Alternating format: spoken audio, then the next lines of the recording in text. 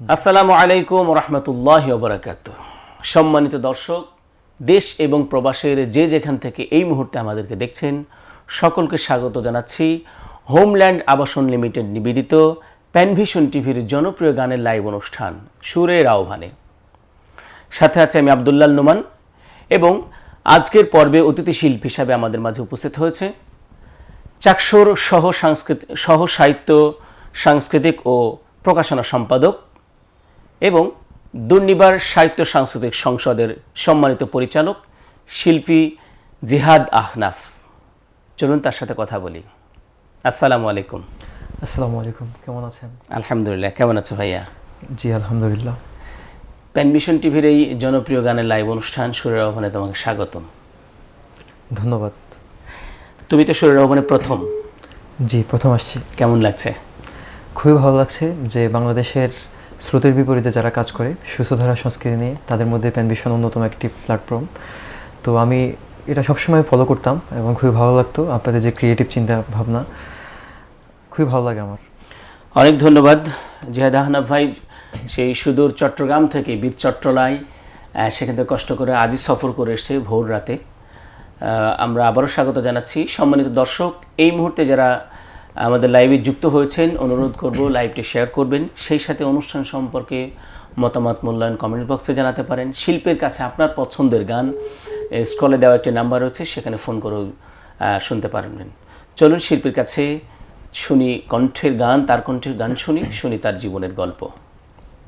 জিহাদ আহনাফ, আমরা তো এই আয়োজনে গান শুনি, সাথে জীবনের গল্প শুনি, সাংস্কৃতিক অঙ্গনে তার চলাফেরা, অন্যান্য বিষয়, ভবিষ্যৎ পরিকল্পনা, এগুলো শুনি।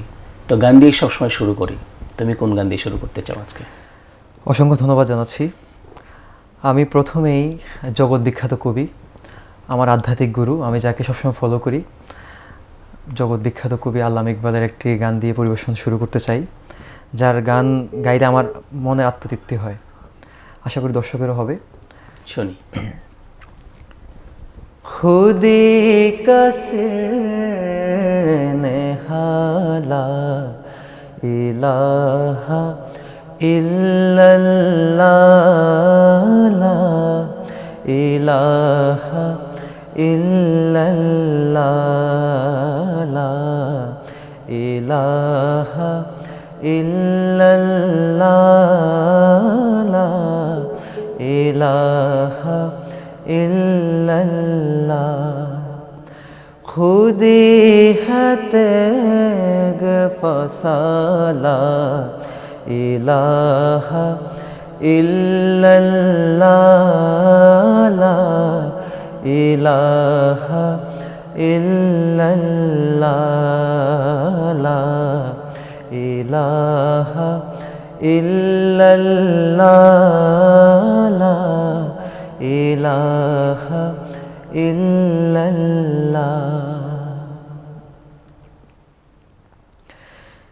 ये दौरे अपने बराहीम की तलाश में है, ये दौरे अपने बराहीम की तलाश में है, बुतौने वह मुगमाला इलाहा इल्लल्लाह इलाहा इल्लल्लाह इलाहा इल्लल्लाह इलाहा इल्लल्लाह। ये मालो दौलत दुनिया, ये रिश्ता वो पैवन, ये मालो दौलत दुनिया, ये रिश्ता वो पैवन, बुतौने वह मुगमाला इलाहा इल्लल्लाह ला इलाहा इल्लल्लाह ला इलाहा इल्लल्लाह ला इलाहा इल्लल्लाह किया है तूने मताए गुरूर का सौदा किया है तूने मताए गरूर का सौदा फरेबे सूदो जियाला इलाहा इल्लल्लाह ला इलाहा इल्लल्लाह ला इलाहा इल्लल्लाह ला इलाहा इल्लल्लाह। মাশাআল্লাহ মাশাআল্লাহ, চমৎকার। এটি আসলে সারা দুনিয়ায় এই গানের দর্শক শ্রোতা রয়েছে, সবাই ভালো মানে ফিল করে এবং অনেক সময় এই গানের অনুরোধও আসে। বিশেষ করে যে কিছুদিন আগে যে কাওয়ালি যে একটা ধাঁচ আমরা হঠাৎ করে দেখলাম, এমনিতে কাওয়ালি তো বিখ্যাত একটা জনরা, তো সেই জায়গা থেকে বাংলাদেশে আমরা বিশেষ করে দেখেছি জুলাই পরবর্তীতে 24শে জুলাই পরবর্তীতে কাওয়ালির অনেক চাহিদা কিন্তু আমরা দেখেছি, সেখানে মঞ্চে মঞ্চে গাইতে শুনেছি এই গানটি। আমরা একটা ফোন কল নিই। জি অবশ্যই। আসসালামু আলাইকুম সম্মানিত দর্শক। ওয়ালাইকুম আসসালাম ওয়া রাহমাতুল্লাহ। কে বলছেন, কোথা থেকে? জহির আলী বলছিলাম আসানসোলের সাতক্ষীরা থেকে। জি জহির আলিম ভাই, নিয়মিত দর্শক আপনি কি গান শুনবেন আজকে জিহাদের কাছে? জি আমি গান শোনার আগে বন্যা কবলিত এলাকার জন্য দোয়া করতে চাই এই অনুষ্ঠানের মাধ্যমে, আর গান শুনতে চাই মায়ের গান। ধন্যবাদ, আপনি সাথে থাকেন, শিল্পী শোনার চেষ্টা করবে। দিয়ে আপনি একটি দারুণ বিষয় উল্লেখ করেছেন। আমরা বীর চট্টলার কথা বলেছি, কিন্তু আসলে বীর চট্টলার অধিকাংশ এলাকায় আমরা কিছুদিন আগে দেখেছি মানে অতিবৃষ্টির কারণে ভারী বর্ষণের ফলে সেখানে বন্যার সৃষ্টি হয় এবং অনেক মানুষ অনেক কষ্টের মধ্যে দিয়ে তাদের সময় গিয়েছে যাচ্ছে। আমরা দোয়া করি আয়োজন থেকে আল্লাহ রাব্বুল আলামিন তাদের জীবনমানকে সহজ করে দিন, সেই দোয়া করছি। যে সুন্দর গান শুনে ফেললাম একটি। তোমার কাছে একটি প্রশ্ন, তুমি যেহেতু চট্টগ্রাম বিশ্ববিদ্যালয়ের যে কেন্দ্রীয় ছাত্র সংগঠন চাকসুর সহ সাংস্কৃতিক সম্পাদক, সহ সাহিত্য সাংস্কৃতিক এবং প্রকাশনা সম্পাদক, এটা বিশাল অনেকগুলা পদ এখানে রয়েছে। আসলে আমরা দেখেছি যে অন্যান্য বিশ্ববিদ্যালয়ে আলাদা আলাদা করে এগুলো আছে, সাংস্কৃতিক সম্পাদক রয়েছে, সাহিত্য সম্পাদক আছে, প্রকাশনা সম্পাদক আছে, কিন্তু এখানে তিনটা বিষয়কে রিলেট করে ফলে আমরা সহকারীও দেখেছি বা সহজী সাংস্কৃতিক সম্পাদক দেখেছি। তো এখন তো বিশ্ববিদ্যালয়ে যে এই যে বিভাগের কাজ বা এই সংস্কৃতি বিভাগের কাজ, প্রকাশনা বিভাগের কাজ, এই পর্যন্ত কি কি করেছে উল্লেখযোগ্য বা কী কী করার পরিকল্পনা আছে, আমরা এটা জানতে চাই। জি অসংখ্য ধন্যবাদ জানাচ্ছি। আমার যেহেতু আপনি বলেছেন আমার তিনটি বিভাগ, তো তিনটে বিভাগের মধ্যে আমিও আমার কাজটা তিনটি ভাগে ভাগ করে নিয়েছি। আমরা প্রথমে হচ্ছে আমরা ডেভেলপমেন্ট সেক্টর নিয়ে কাজ শুরু করেছি, দ্বিতীয়ত হচ্ছে নিয়মিত সৃজনশীল যে কাজগুলো সেগুলো, তৃতীয়ত হচ্ছে প্রশাসনিক জটিলতা। তিনটা ভাগ করেছি আমরা। তো আমরা যদি প্রথমটা বলি যে ডেভেলপমেন্ট কী কাজ, যেমন আমাদের চট্টগ্রাম বিশ্ববিদ্যালয়ের কোনো টিএসসি নাই, উন্মুক্ত মঞ্চ নাই, যেটা আছে সেটা খুবই জীর্ণশীর্ণ অবস্থা। তো আমরা এই যে রিসেন্টলি আপনারা জেনে আনন্দিত হবেন, 1.5 কোটি টাকা বাজেট পাস করিয়ে আমরা চাকসুর পক্ষ থেকে সেটিকে পাশ করিয়েছি এবং শীঘ্রই সেটি কাজ শুরু হবে এবং শিক্ষার্থীরা সেটাকে প্রচুর অ্যাপ্রিসিয়েট করেছে। এবং আমরা আমাদের বিশ্ববিদ্যালয় প্রশাসনকে বারবার চাপ দিয়েছি টিএসসিটা কীভাবে করা যায়। তো টিএসসির বিষয়ে আমরা শুনেছি যে এটি হচ্ছে পরিকল্পনা মন্ত্রণালয় অলরেডি গ্রিন সিগন্যাল আছে, প্রায় 69 কোটি টাকার একটা প্রজেক্ট, সেটা ইনশাআল্লাহ আমরা শীঘ্রই হয়তো পাবো। এই হচ্ছে আমার ডেভেলপমেন্ট কাজ। দ্বিতীয়ত বিষয় হচ্ছে আমাদের যে প্রশাসনিক জটিলতা, সেটা হচ্ছে আমাদের বিশ্ববিদ্যালয়ের সাংস্কৃতিক সংগঠনগুলো আছে, সেখানে অধিকাংশ সাংস্কৃতিক সংগঠনের কোনো বার্ষিক ভর্তুকি দেওয়া হয় না। পাশাপাশি হচ্ছে ওদের কোনো ক্লাস করার বা হচ্ছে কার্যক্রম চালানোর মতো কোনো টিএসসি যেহেতু নাই, তাদের কোনো রুম নাই। পাশাপাশি তাদের কোনো রেজিস্ট্রেশন নাই, মানে বিশ্ববিদ্যালয়ের কোনো সার্কেলের মধ্যে তারা নাই, তারা সবাই সবার মতো করে আছে। তো আমরা তাদেরকে রেজিস্ট্রেশন কার্যক্রমের বিষয়গুলো আমরা সার্কুলার তৈরি করছি, পড়াশোনার সাথে কথা বলে বারবার চাপ ক্রিয়েট করে কীভাবে বার্ষিকভাবে তাদেরকে প্রণোদনা দেওয়া যায়, কীভাবে রুম দেওয়া যায়, এই বিষয়গুলো দেখছি। এবং আমাদের বিশ্ববিদ্যালয়ে 4টা অডিটোরিয়াম আছে খুব বিখ্যাত, যেখানে আমাদের শিক্ষার্থীরা তাদের বিভিন্ন প্রোগ্রামগুলো করে। সেই অডিটোরিয়ামগুলোর ভাড়া অনেক টাকা, যেটা শিক্ষার্থীর জন্য আসলে খুবই কঠিন ব্যয় বহন করা। হ্যাঁ, তো আমরা সেটাকে চেষ্টা করছি যে 50% কীভাবে করা যায় বর্তমান যে প্রাইসটা আছে। এছাড়াও আরও অনেকগুলো কাজ করছি, সব পেন্ডিং আছে। আর সৃজনশীল যে কাজগুলো সেগুলো আসলে আমরা বিভাগভিত্তিক ধরে ধরে কাজ করি। 3টা বিভাগ, যেহেতু আমরা 2-3টা প্রকাশনার কাজ অলরেডি চলছে এবং আরও 2-1টা বের করেছি আমরা। পাশাপাশি আমরা নিয়মিত যে আমাদের গুণীজন, কবি, সাহিত্যিক, বিভিন্ন দিবস কেন্দ্রিক, তারপর হচ্ছে 21শে ফেব্রুয়ারি, 16 ডিসেম্বর, এই ধরনের যে দিবস কেন্দ্রিক বা আমাদের কবি নজরুল, রবীন্দ্রনাথ ঠাকুর, আল মাহমুদ, ফরুক আহমেদ, এদেরকে আমরা প্রমোট করে করে বিভিন্ন সাংস্কৃতিক প্রতিযোগিতার আয়োজন, বিভিন্ন কার্যক্রম, সেমিনার, সভা, এগুলো করে যাচ্ছি। জুলাই নিয়ে কোনো আয়োজন আছে? হ্যাঁ, জুলাই নিয়ে আমরা হচ্ছে অনেকগুলো আয়োজন রেখেছি, প্রায় 18টি আয়োজন রেখেছি 36 দিনে। তার মধ্যে আমরা সবচেয়ে যেটা আকর্ষণীয় সেটা হচ্ছে আমরা লাস্ট 2 দিন 36 এবং 35 জুলাই 2 দিন হচ্ছে কালচারাল ফেস্ট করছি, যেটা খুবই বড় পরিসরে, জাগ্রত জুলাই শিরোনামে। তো যেখানে মধ্যে আমরা হচ্ছে আমাদের বাংলাদেশে যে স্বৈরাচারী যে প্রেক্ষাপটগুলো ছিল সেগুলো সবগুলো আমরা তুলে ধরবো এবং সেগুলোকে রিপ্রেজেন্ট করে একটি বড়োভাবে একটা অধিবেশন করবো আর কি। সেখানে আশা করি শিক্ষার্থীরা সেটি দেখে আবার জুলাইকে মনে রাখবে। আর পাশাপাশি বলতে চাই যে চাকসু আসলে শিক্ষার্থীদের কল্যাণে সবসময় কাজ করে যাচ্ছে। আর শিক্ষার্থীদের আলহামদুলিল্লাহ আমরা এই কাজগুলো করার মাধ্যমে শিক্ষার্থীরা আমাদেরকে প্রচুর অ্যাপ্রিসিয়েট করছে এবং ওরা প্রচুর হ্যাপি। খুব ভালো লাগলো শেষ কথাটি জেনে, আরও যে এত বিভিন্ন কর্মযোগ্য সম্পর্কে জানতে পারলাম, আর যে সাধারণ শিক্ষার্থীরা হ্যাপি, এটি হচ্ছে সবচেয়ে মূল্যায়নের জায়গা। আমরা আরেকটি গান শুনবো।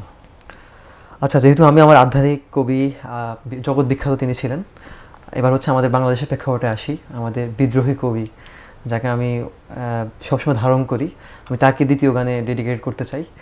দ্বিতীয় গান, তার গানটি গাইতে চাই আমি, একটি নাতে রাসূল সাল্লাল্লাহু আলাইহি ওয়াসাল্লাম। শুনি।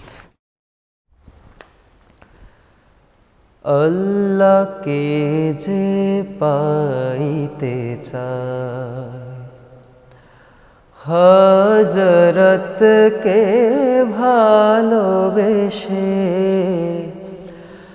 আল্লাহকে যে পাইতে চায়, হযরতকে ভালোবেসে,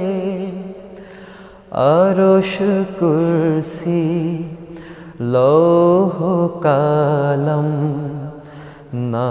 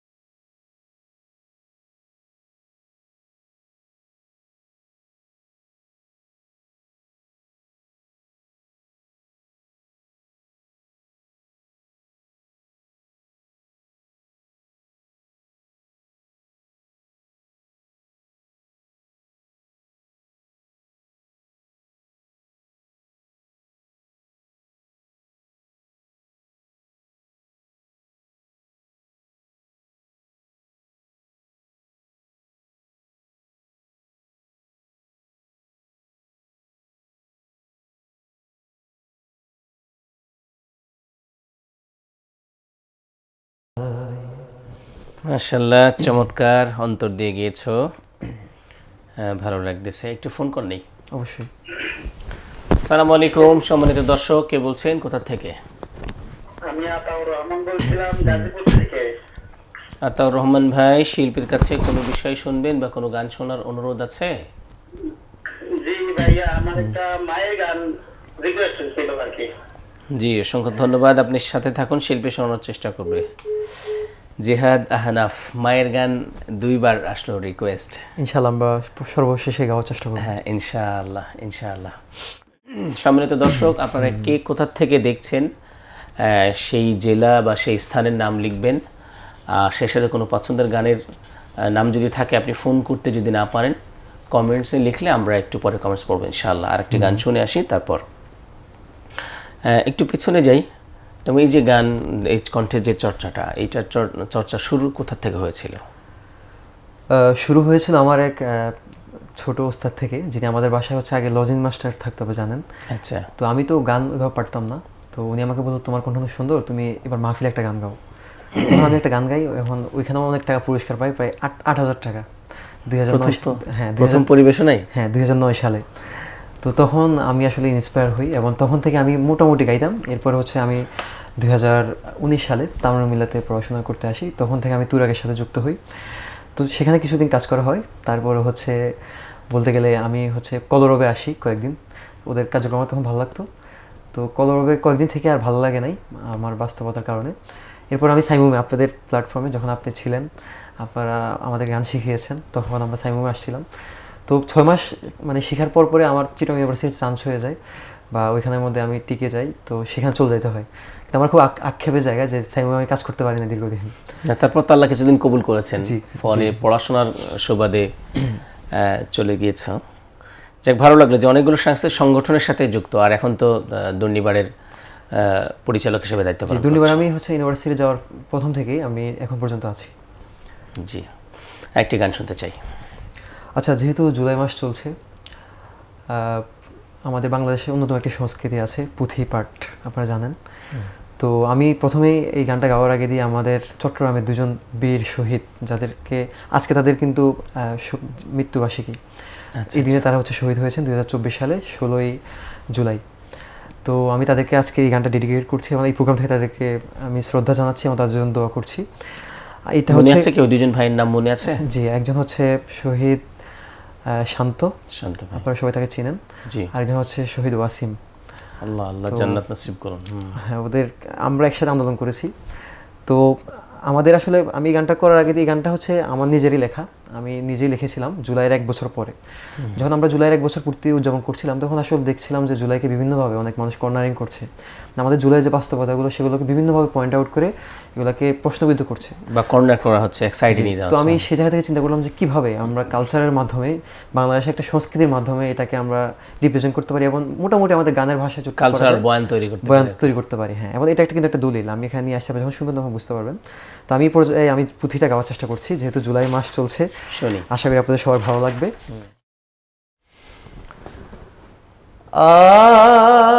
আরে শোনেন শোনেন দেশবাসী, শোনেন দিয়া আজাদি মঞ্চ নিয়া আইলো নতুন আয়োজন। 24 সালে শ্যামল বাংলায় হইল ইতিহাস, আরে সেই ইতিহাসকে লালন করা আমগো সবার কাজ। আয় আয় আয় প্রথমেতে শুরু করলাম স্বৈরাচারদের দিয়া, ভোটের থালা কাইরা নিল বন্দুক ঠেকাইয়া। তাদের কাছে বন্দী ছিল মুক্ত গণতন্ত্র, কথায় কাজে চেপে ধরত জনগণের কণ্ঠ, কথায় কাজে চেপে ধরত জনগণের কণ্ঠ। স্বাধীন দেশে স্বাধীন থাকবো অধিকার নিয়া, পরাধীনের শিকল দিয়া মারলো পুলিশ মিয়া। আলেম মারছে জুলুম করছে জাতি হতবাক, আলেম মারছে জুলুম করছে জাতি হতবাক। স্বৈরাচারের বুলি ছিল যুদ্ধ অপরাধ, পিলখানাতে মারলো তারা শত দেশপ্রেমিক, দাদাদেরকে খুশি করার এসব ছিল দিক। তখন দেয়ালেতে পিঠ ঠেকেছে শ্রমিক জনতার, দেয়ালেতে পিঠ ঠেকেছে শ্রমিক জনতার। অত্যাচারের উচ্চ চূড়ায় গেল স্বৈরাচার। জেগে ওঠো বাংলার দল, ন্যায়ের শক্তি হোক সফল, দেশটা বাঁচাই দেশটা সাজাই, আমরাই দেশের বল, হায়রে আমরাই দেশের বল। ভাঙবো আবার ভয় শৃঙ্খল, চল রে সত্যের রথে চল, দেশটা বাঁচাই দেশটা সাজাই, আমরাই দেশের বল, হায়রে আমরাই দেশের বল। ইতি টানলাম স্মরণ করে শহীদ ভাইদের দিয়া, রক্ত দিছে জীবন দিছে চিন্তা না করিয়া, রক্ত দিছে জীবন দিছে চিন্তা না করিয়া। মুক্তির নেশায় আবু সাইদ মুগ্ধ শান্ত ভাই, মুক্তির নেশায় আবু সাইদ মুগ্ধ শান্ত ভাই। জীবনটারে বিলাই দিল বিরল কোথাও নাই, আজও আছে পড়ার টেবিল সাজানো সেই বই। হাজার শহীদ ভাইদের স্মৃতি কেমনে ভুলে রই, হাজার শহীদ ভাইদের স্মৃতি কেমনে ভুলে রই। শহীদেরা মরে না ভাই, বাঁচায় জাতির প্রাণ, তাদের আলোয় জাতি খোঁজে মুক্তির সন্ধান। মায়ের কান্না বোনের কান্না বৃথা যাবার নয়, মুক্তিকামী মুসলমানের হত্যার বিচার কই, মুক্তিকামী মুসলমানের হত্যার বিচার কই। খোদা রহিম তাদের ত্যাগকে কবুল করিও, বিনিময়ে সোনার বাংলায় শান্তি আনিও। জেগে ওঠো বাংলার দল, ন্যায়ের শক্তি হোক সফল, দেশটা বাঁচাই দেশটা সাজাই, আমরাই দেশের বল, হায়রে আমরাই দেশের বল। ভাঙবো আবার ভয় শৃঙ্খল, চল রে সত্যের রথে চল, দেশটা বাঁচাই দেশটা সাজাই, আমরাই দেশের বল, হায়রে আমরাই দেশের বল। জেগে ওঠো বাংলার দল, ন্যায়ের শক্তি হোক সফল, দেশটা বাঁচাই দেশটা সাজাই, আমরাই দেশের বল, হায়রে আমরাই দেশের বল। ভাঙবো আবার ভয় শৃঙ্খল, চল রে সত্যের রথে চল, দেশটা বাঁচাই দেশটা সাজাই, আমরাই দেশের বল, হায়রে আমরাই দেশের বল। মাশাআল্লাহ, চমৎকার। এটি তোমার লেখা? জি, আমার লেখা আমার শুরু করা। আচ্ছা, এটা খুব ভালো লাগছে যে আসলে তুমি লেখো। একজন শিল্পী যদি লেখে শুরু করে সেটা অনেক ভালো দিক, কারণ শিল্পীর মনের মধ্যে অনেক গানের ব্যাপারে আগ্রহ থাকে যে এই ধরনের যদি একটা গান হতো, এই ধরনের নির্মাণ হতো। তো শিল্পী যখন নিজেই গান লিখে তখন কিন্তু সেই গানের যে চিত্র বা ভাবনাগুলো তার লেখার মাধ্যমে প্রকাশটা পেয়ে যায়। তো এটি খুব ভালো দিক। আমি জিহাদ আহনাফকে অনুরোধ করবো সে আরও যেন বেশি বেশি। এই পর্যন্ত কতটি গান লিখেছো বা রিলিজ হয়েছে? আমি পর্যন্ত 18টি গান লিখেছি, যার মধ্যে 10টি রিলিজ হয়েছে এবং আর 8টি মোটামুটি 3টি প্রসেসিং আছে এবং 10টি শুরু করেছি আমি। এটা ভালো দিক যে তুমি যা 18টার মধ্যে 10টা রিলিজ হয়ে গেছে, তো ভালো দিক। আমরা তো অনেক সময় শুনি যে গান লেখার সংখ্যা অনেক বেশি কিন্তু রিলিজ কম, এটা শুনি। আবার এবং সবগুলো গানই আলহামদুলিল্লাহ সবার কাছে খুবই জনপ্রিয় হয়েছে এবং সবাই খুব ভালোভাবে গ্রহণ করেছে। এটা নিঃসন্দেহে আমি গান লেখার সময় একটা জিনিস চিন্তা করি যে আমার গানে যেন এই দেশের মাটি ও মানুষের কথা ফুটে ওঠে, এই দেশের যারা ডানপন্থী ইসলামপন্থী সুস্থ ধারা সংস্কৃতিকে রিপ্রেজেন্ট করে, মানে অশ্লীলতা যেন না থাকে, তাদের চিন্তাগুলো যেন ফুটে ওঠে এবং কিভাবে সুন্দরভাবে তাদের প্রত্যেকের কাছে পৌঁছাতে পারি। ধন্যবাদ, এটি টার্গেট থাকা জরুরি। আমরা একটা ফোন কল নিচ্ছি। আসসালামু আলাইকুম ভাই। ওয়ালাইকুম আসসালাম ওয়া রাহমাতুল্লাহ। ভাই কে বলছেন, কোথা থেকে? ভাই আমি রাসেল বলছি, সিলেট বিশ্বনাথ থেকে। জি, সিলেট থেকে বলুন ভাইয়া, কি শুনতে চান? মাস চলছে, তাই চেয়েছিলাম যে জুলাই নিয়ে একটি সঙ্গীত যদি ভাই গাইতেন। জি, অলরেডি জুলাই নিয়ে একটি পুঁথি হয়ে গেল কিছু অংশ, আর জুলাই নিয়ে শিল্পী আরও গান করবে। আমি বলতেছি, অনুরোধ করছি শিল্পীকেও আপনার পক্ষ থেকে ইনশাআল্লাহ। বিশেষ করে এই গানটা গাইবেন যে আমরা যারা জুলাই মাসে শহীদ হয়েছি গাজী, এই গানটা গাইবেন। জি জি, অনেক ধন্যবাদ। আপনি সাথে থাকুন, শিল্পী শোনার চেষ্টা করবো ইনশাআল্লাহ। আমরা দর্শকদেরকে কথা দিয়েছিলাম যে আমরা কিছু কমেন্টস পড়ব, একটু পড়ে আসি কমেন্টসগুলো। শামসুল ইসলাম লিখেছেন মাশাআল্লাহ, আল্লাহ তার কণ্ঠে বারাকা দান করুন, আমিন। মোস্তফা কামাল লিখেছেন মাশাআল্লাহ, জিহাদ হানাফ ভাইয়ের জুলাই নিয়ে একটি শামসুল পুঁথি ইসলাম আছে। কিন্তু আমার শ্বশুর আব্বা হন। আচ্ছা, তাই নাকি? জি। আচ্ছা, তোমার শ্বশুর আব্বু, তাহলে তিনিই হয়তো কমেন্টস করেছেন, তার কমেন্টসটা হয়তো প্রথমে পড়লাম। হ্যাঁ, এরপর হচ্ছে যে মার্শাল্লাহ জিহাদ হানাফ ভাইয়ের জুলাই নিয়ে একটি পুঁথি আছে, শোনা যাবে কি? আমরা শুনে ফেলেছি মেহেরপুর মুজিবনগর থেকে, সেখান থেকে অনুরোধ এসেছে। এরপর পুঁথিটি শোনার খুব ইচ্ছে ছিল, ভাই গিয়ে দিয়েছেন আলহামদুলিল্লাহ। তারপরে উনি আবার কমেন্টস করেছেন। এরপর হচ্ছে মামুন ভাই লিখেছেন মার্শাল্লাহ। তো একটি বিষয় আমি বলতে চাই যে তাহলে শ্বশুরের বিষয়টি আসলে তার মানে একটি প্রশ্ন আছে, ফোন কল নেই, ফোনটা কেটে গেল। আচ্ছা জিহাদ, তাহলে তো বিবাহ বন্ধনে আবদ্ধ হয়েছে কিছুদিন আগে? জি আলহামদুলিল্লাহ, আপনাদের দোয়ায়। আচ্ছা আলহামদুলিল্লাহ। তো তোমরা ভালো আছো? আলহামদুলিল্লাহ, খুবই ভালো আছি। তাহলে তো একজন দর্শক শ্রোতা তোমার যুক্ত হয়েছেন, শ্বশুরের মেয়ে, আবার শ্বশুর নিজেও যুক্ত হয়েছেন। এটি খুব ভালো লাগার এবং অনুপ্রেরণা নিঃসন্দেহে। ফোনটি আবারও এসেছে, একটু রিসিভ করি। আসসালামু আলাইকুম। সালাম আলাইকুম। ওয়ালাইকুম আসসালাম, কে বলছেন, কোথা থেকে? আপনাদের আমি লাইভ দিচ্ছি। উসমান হাদি নিয়ে একটা গান যদি শোনাতেন, এটা আমার অনুরোধ। আবু উবায়দার হাদি জিন্দাবাদ গানটি দিতে পারেন। জি, আপনি সাথে থাকুন, শিল্পী শোনানোর চেষ্টা করবেন ইনশাআল্লাহ।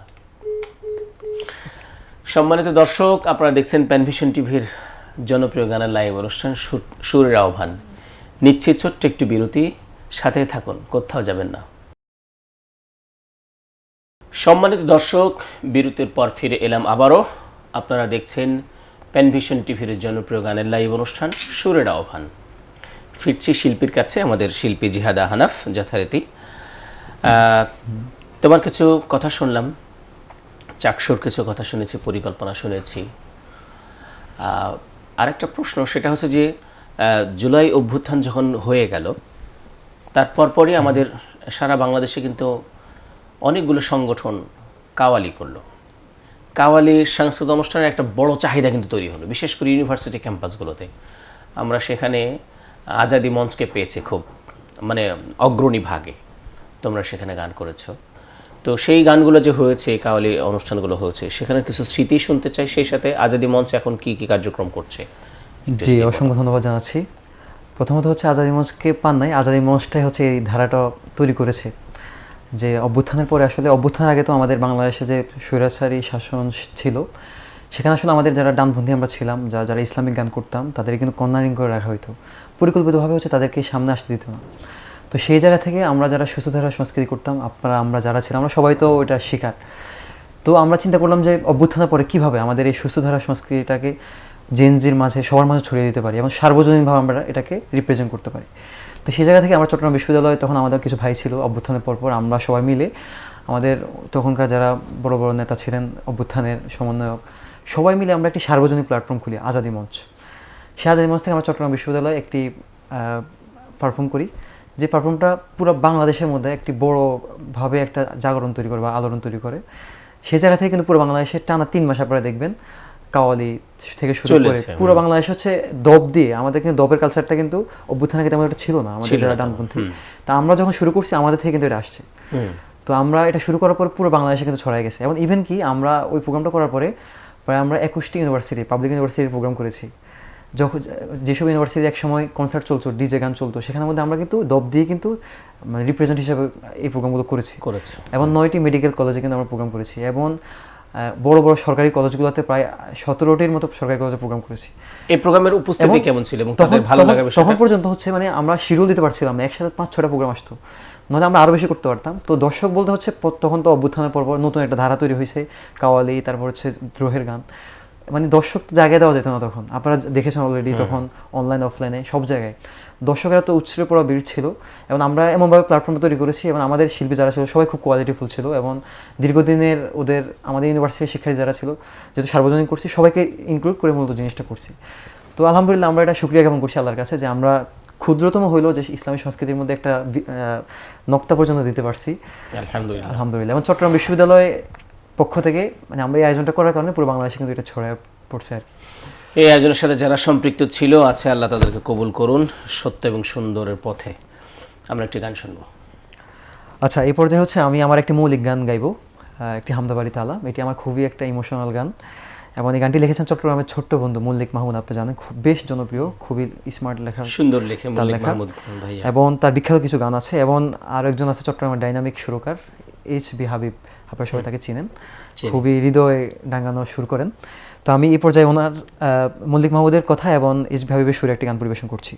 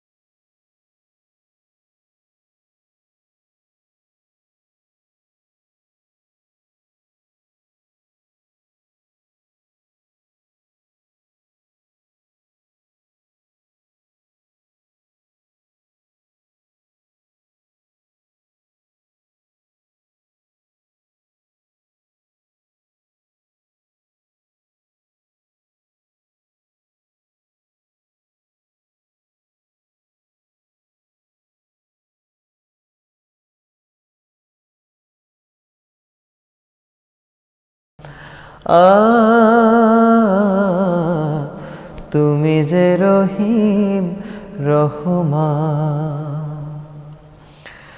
সবুজা পাতার খাতায় ফুলকলি এঁকে দেয় চুম,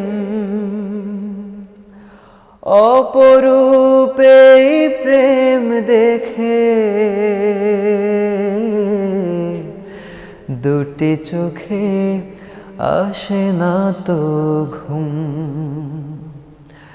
মননের ক্যানভাস জুড়ে বয়ে যায় জান্নাতি ঘ্রাণ।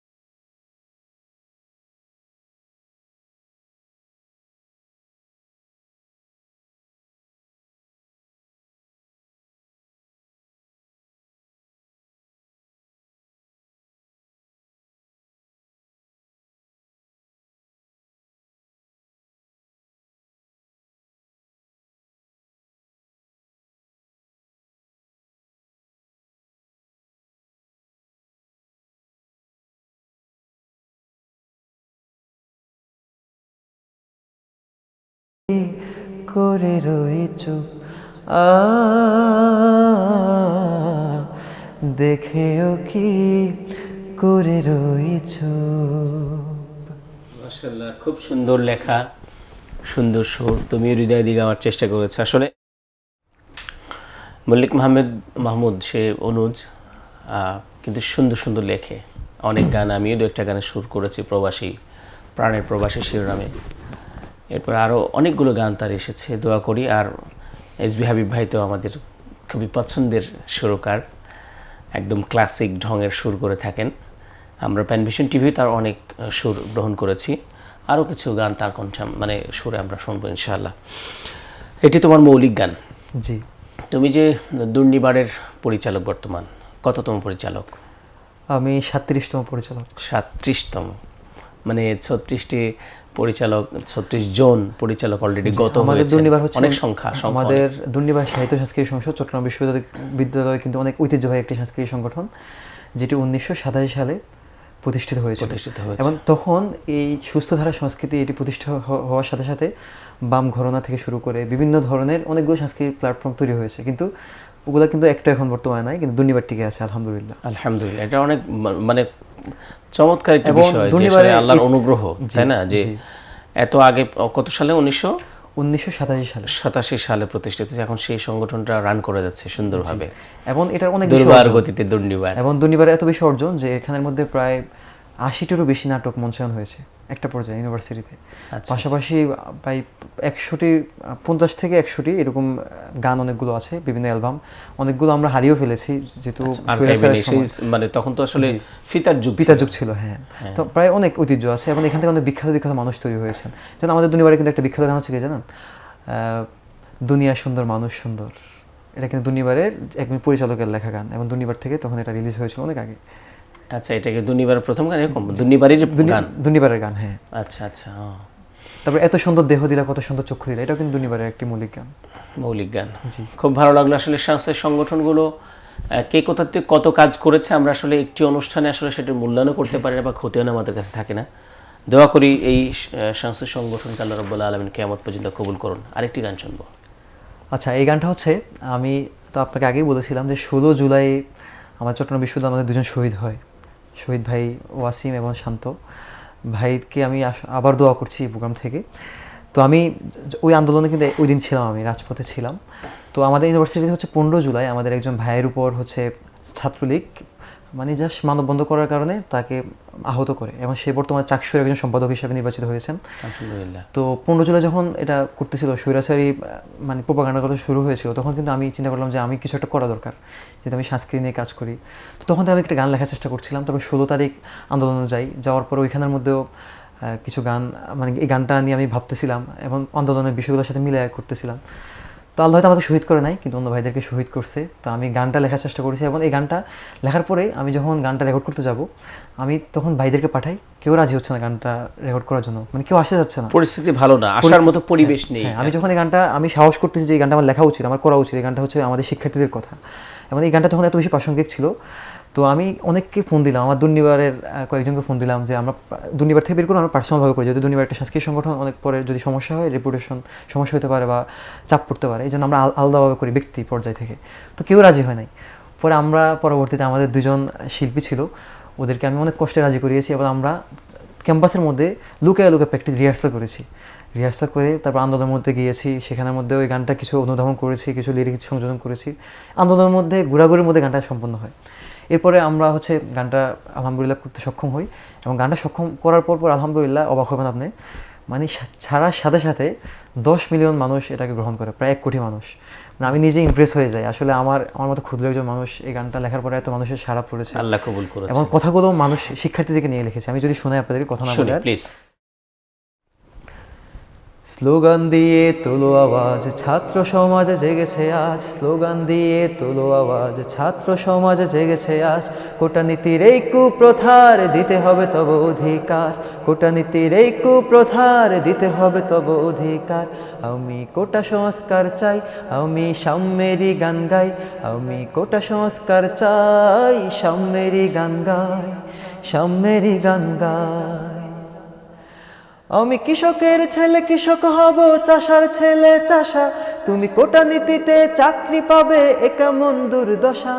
আমি কৃষকের ছেলে কৃষক হব, চাষার ছেলে চাষা, তুমি কোটা নীতিতে চাকরি পাবে এ কেমন দুর্দশা। যদি মেধাবীরা হয় বঞ্চিত, তবে রাষ্ট্র হবে লাঞ্ছিত, মেধাবীরা হয় বঞ্চিত, রাষ্ট্র হবে লাঞ্ছিত। দালাল দিয়ে ভরবে দেশ, অযোগ্যদের বাংলাদেশ। এ কেমন সোনার দেশ, আহারে বাংলাদেশ, এ কেমন সোনার দেশ, আহারে বাংলাদেশ। সত্যিকারের বীর সেনারা চাইনি এমন দেশ, একাত্তরের বীর সেনারা চায়নি এমন দেশ। স্লোগান দিয়ে তোলো আওয়াজ, ছাত্র সমাজ জেগেছে আজ। স্লোগান দিয়ে তোলো আওয়াজ, ছাত্র সমাজ জেগেছে আজ। কোটানীতির এই কুপ্রথার দিতে হবে তব অধিকার। কোটানীতির এই কুপ্রথার দিতে হবে তব অধিকার। আমি কোটা সংস্কার চাই, আমি সাম্যেরই গান গাই। আমি কোটা সংস্কার চাই, সাম্যেরই গান গাই, সাম্যেরই গান গাই। আমি আইনের প্রতি শ্রদ্ধা রেখে দেশকে বলতে চাই, আমার দেশে হবে না কোনো অসমতার ঠাঁই। আইনের প্রতি শ্রদ্ধা রেখে দেশকে বলতে চাই, আমার দেশে হবে না কোনো অসমতার ঠাঁই। চেয়েছিলাম আমি অধিকার, হয়ে গেছি আজ রাজাকার। চেয়েছিলাম আমি অধিকার, হয়ে গেছি আজ রাজাকার। শিক্ষা নিয়ে দুর্নীতি, সব কিছুতেই পেটনীতি। এ কেমন সোনার দেশ, আহারে বাংলাদেশ। এ কেমন সোনার দেশ, আহারে বাংলাদেশ। সত্যিকারের বীর সেনারা চায়নি এমন দেশ। একাত্তরের বীর সেনারা চায়নি এমন দেশ। স্লোগান দিয়ে তোলো আওয়াজ, ছাত্র সমাজ জেগেছে আজ। স্লোগান দিয়ে তোলো আওয়াজ, ছাত্র সমাজ জেগেছে আজ। কোটানীতির এই কুপ্রথার দিতে হবে তব অধিকার। কোটানীতির এই কুপ্রথার দিতে হবে তব অধিকার। আমি কোটা সংস্কার চাই, আমি সাম্যেরই গান গাই। আমি কোটা সংস্কার চাই, সাম্যেরই গান গাই, সাম্যেরই গান গাই। মাশাআল্লাহ, মাশাআল্লাহ, চমৎকার। আসলে সেই সময় গান সাথে সাথে তৈরি করে নির্মাণ করা খুবই কঠিন ছিল।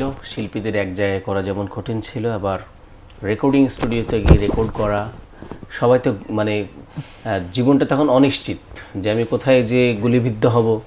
হ্যাঁ, প্রশাসনের মাধ্যমে, ছাত্রলীগের মাধ্যমে, সন্ত্রাসী আওয়ামীর মাধ্যমে, এরকম একটা ব্যাপার জি। এই গানটির মাধ্যমে কিন্তু আমি অলরেডি তখন অভ্যুত্থানের আগে অনেকবার মানে ছাত্রলীগের হুমকি পেয়েছি, এবং অনেকবার আমাকে বলছে জবাই করে দেওয়া হবে। আমাকে এভাবে কয়েকজন মেসেজ করছে, হুমকি দিয়েছে, ফোন দিয়েছে যে ডিলেট করার জন্য, কিন্তু আমি তখন করি নাই। আমি সাহস রাখছি, আমি বলছি যা হওয়ার হবে, আমার একটা কন্ট্রিবিউট থাকুক শহীদদের প্রতি, আমার একটা কন্ট্রিবিউট আন্দোলনের জন্য, এই গণ আন্দোলনের জন্য থাকুক। জি, অনেক ধন্যবাদ, খুবই ভালো লাগলো। আমার তো আসলে আমিও স্মৃতিকাতর হয়ে যাচ্ছে। আমার একটি গানের কথা মনে পড়ছে, যেদিন 19শে জুলাই আমরা, তার আগে এরকম হয়তো বা 15, 16, 17 তারিখে একটা গান পেলাম। আমাদের জহির বিন বাশার ভাই লিখেছেন গানটি। তো গানটি খুবই প্রাসঙ্গিক, কিন্তু গাওয়ার মতো পরিবেশ আমরা পাচ্ছি না, যে এক জায়গায় হয়ে যে প্র্যাকটিস করব সেই পরিবেশ পাচ্ছি না।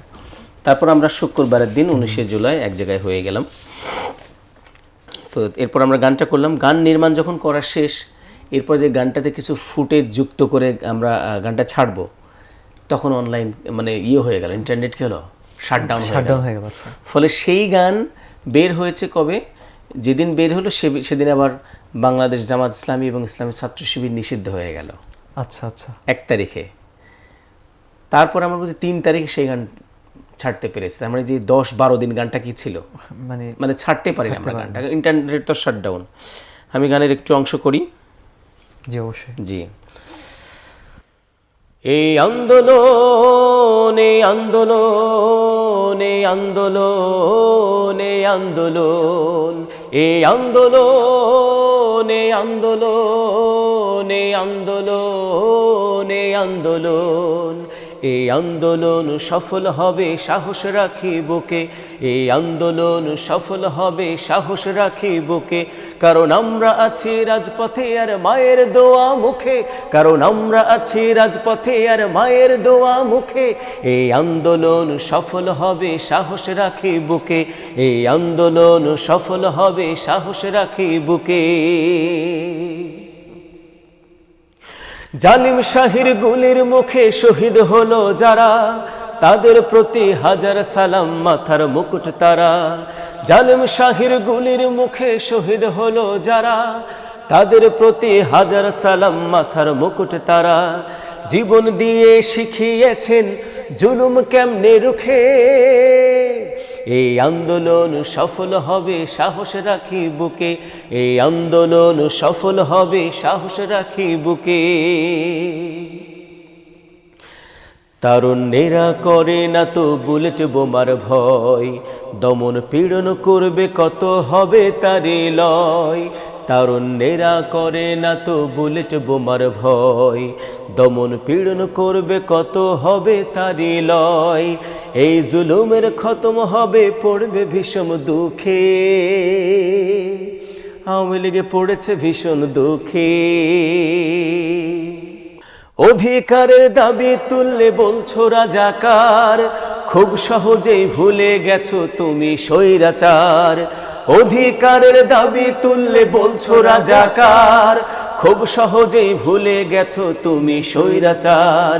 ফিরবো ঘরে আমরা সবে তোমার পতন দেখে, এই আন্দোলন সফল হবে সাহস রাখি বুকে, এই আন্দোলন সফল হবে সাহস রাখি বুকে। কারণ আমরা আছি রাজপথে আর মায়ের দোয়া মুখে, কারণ আমরা আছি রাজপথে আর মায়ের দোয়া মুখে। এই আন্দোলন সফল হবে সাহস রাখি বুকে, এই আন্দোলন সফল হবে সাহস রাখি বুকে।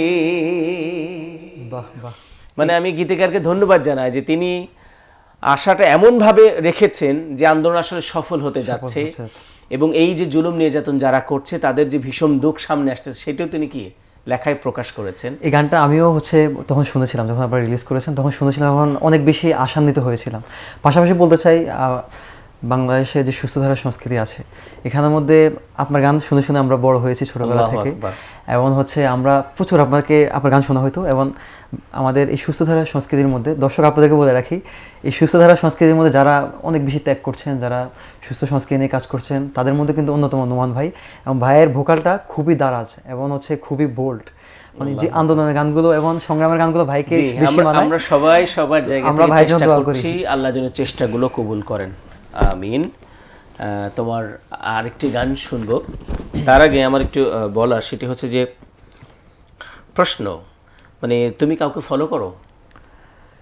হ্যাঁ, আমি ফলো করি। আমি কিছু বাইরের রাষ্ট্রের যারা শিল্পী তাদেরকে ফলো করি। আচ্ছা, এরকম দু একজন পছন্দের শিল্পীর নাম বলবে নাকি নাম অন্যদিন শুনবো? নাম বলা যায়, যেমন আতিফ আসলাম, ওকে আমি খুব ফলো করি। আচ্ছা, যদিও আমাদের সংস্কৃতি নিয়ে কাজ করে না, কিন্তু তার ভোকালটা আমার খুব ভালো লাগে। এবং মাহের জাইন, সামি ইউসুফ, এই তিনজনকে আমি খুব, এবং এই তিনজন আমার খুব ফেভারিট। আমি তাদের গান সবসময় শুনে বড় হয়েছি এবং ছোটবেলা থেকে আমি তাদেরকে খুব অন করি। আচ্ছা, আরেকটি প্রশ্ন হচ্ছে যে এই যে রেকর্ডিং, শুটিং, মঞ্চ, এগুলোর মধ্যে কোনটা বেশি পছন্দ? মঞ্চে গান গাওয়া পছন্দ, এই জন্য তো আজাদি মঞ্চ তৈরি হয়েছে। জি, মঞ্চ পছন্দ করি না। মঞ্চে গান গাইলে কি, মানে সরাসরি মানুষের সাথে কানেক্ট থাকা যায়, মানুষের উৎসাহ উদ্দীপনা যে বিষয়গুলো সেগুলো সরাসরি উপভোগ করা যায়, মানুষ অনেক বেশি মানে এঙ্গেজ হয়, দাওয়াতটা বেশি ছড়ানো যায়। ধন্যবাদ। আমরা সর্বশেষ পরিবেশনা শুনবো ইনশাআল্লাহ। আচ্ছা, অসংখ্য ধন্যবাদ জানাচ্ছি। আমি অনেকগুলো টাইপের গান গেয়েছি ইতিমধ্যে। এই পর্যায়ে আমি একটা আধ্যাত্মিক গান গাইবো, লতিফ সরকারের খুবই বিখ্যাত একটা গান, আধ্যাত্মিক গান, যেটা শুনলে আমাদের মৃত্যুর কথা স্মরণ পড়বে। আমরা দিন শেষে সবাই তো একদিন মৃত্যুবরণ করব, তো আমি এটা গাওয়ার চেষ্টা করছি। খুবই জনপ্রিয় একটি গান, বিখ্যাত গান। আপনিও যদি সুযোগ থাকে আমার সাথে মুখ মেলাবেন। একদিন মাটির ভেতরে হবে ঘরে মন আমার, কেন বন্ধ দালান ঘর। একদিন মাটির ভেতরে হবে ঘর রে মন আমার, কেন বন্ধ দালান ঘর রে মন আমার, কেন বন্ধ দালান ঘর। প্রাণ পাখি উড়ে যাবে পিঞ্জর ছেড়ে,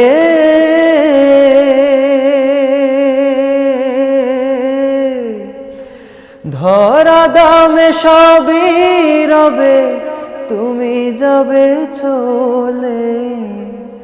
প্রাণ পাখি উড়ে যাবে পিঞ্জর ছেড়ে,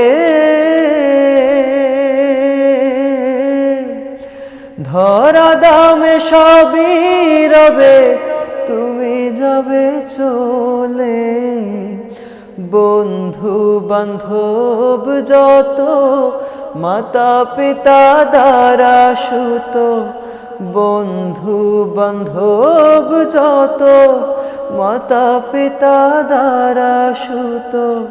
সকলে হবে তোমার পর, রে মন আমার কেন বাঁধো দালান ঘর। রে মন আমার কেন বাঁধো দালান ঘর। দেহ তোমার চর মচর, গলে পচে যাবে। শিরায় উপশিরাগুলি ছিন্ন ভিন্ন হবে। দেহ তোমার চর মচর, গলে পচে যাবে। শিরায় উপশিরাগুলি ছিন্ন ভিন্ন হবে। মুন্ডু মেরু দণ্ড সবই হবে খণ্ড খণ্ড। মুন্ডু মেরু দণ্ড সবই হবে খণ্ড খণ্ড। পড়ে রবে মাটির উপর, রে মন আমার কেন বাঁধো দালান ঘর। রে মন আমার কেন বাঁধো দালান ঘর। একদিন মাটির ভেতরে হবে ঘর। রে মন আমার কেন বাঁধো দালান ঘর। রে মন আমার কেন বাঁধো দালান ঘর। মাশাআল্লাহ, অনেক চমৎকার একটি গান দিয়ে শেষ করেছো। মূলত যে আসলে সব কিছু শেষে যত নির্মাণ শৈলী, সৌন্দর্য, বাড়ি গাড়ি দালান কোঠা সব কিছু ছেড়ে এই দুনিয়া একদম খালি হাতে আমরা ফিরে যাব এই দুনিয়া থেকে। তো ধন্যবাদ জানাচ্ছি জিহাদ আহনাফকে এরকম একটি গান দিয়ে শেষ করার জন্য। জিহাদ আহনাফ, আমরা বিদায় নিব, বিদায় কথা ছোট করে। প্রিয় দর্শক এবং দেশ বিদেশ থেকে যারা দেখছেন সবাইকে অনেক বেশি ধন্যবাদ জানাচ্ছি।